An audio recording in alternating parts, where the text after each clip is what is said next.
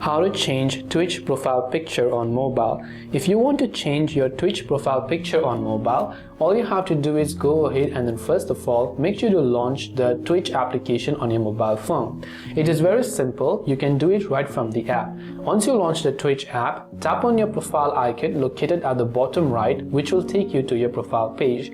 Currently you can see I do not have a profile picture, so to add or change it, at the top right hand side I can find the option that says edit profile, so I can just tap on the edit profile link. So when I tap on edit profile here, you can see a couple of options and I can see profile picture. Tap on the edit icon next to profile picture and you can choose to take a photo or choose an existing photo from here. Simply select a photo that you want, tap on the arrow button right there, and once done, your profile picture from your mobile phone will be successfully updated. That's all it takes for you to change your Twitch profile picture on mobile. I hope that this video helped you out. If you have got any further questions, feel free to also leave them down in the comments below. As always, thanks for watching till the very end of this tutorial and see you soon in our next video.